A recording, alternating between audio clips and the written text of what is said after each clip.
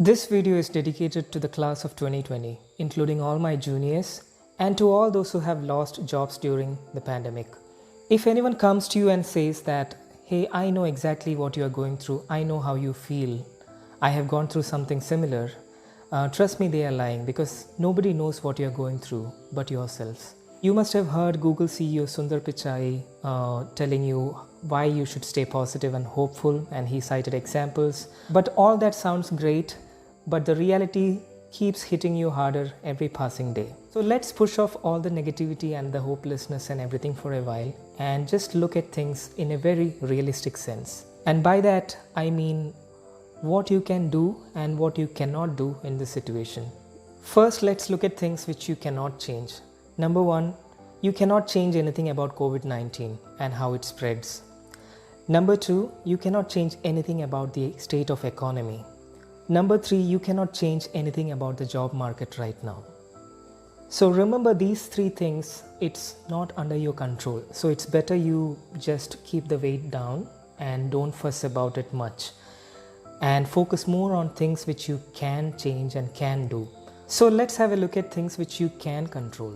Number one, how you spend your time is perfectly in your control. Number two, your mindset and attitude, which is very much under your control. Number three, your health and well-being, that's also under your control. So point number one, how do you spend your time? You should really be working on upscaling yourself right now, be it a tool or a skill which will help you fetch a job later on. But remember one thing, you should attain mastery in whatever you do. You should always strive to become the best in that domain. So whenever you learn something new, try to go as far as possible and try to achieve mastery. The second thing that you should be doing to spend your time is to search and apply for jobs. But remember not to be casual when you do that. Focus on quality rather than quantity when you apply for jobs. And how do you improve the quality of your applications? You should be tailoring your CVs to the jobs that you're applying. Different jobs have different requirements. Sometimes your skills are more important, sometimes your experience is more important. Sometimes your personality and other soft skill element is more important for a job. So you should really know about every single job that you're applying, what is their requirement, and how do you tailor your CV exactly as per the requirements is the most important factor. Otherwise it doesn't work. So you should spend a lot of time trying to understand and tailor a perfect CV for each and every job role. And be very smart while you're applying for jobs. One question you should really think about is which are the industries that got affected by COVID and which are the sectors or the businesses which really did not get affected or rather got a boom. So a little bit of smartness can really go a long way in finding a job for you right now. And one more important factor to consider, always keep your mind open when you hunt for jobs. It's absolutely fine to do a job that you don't like because something is better than nothing at this point.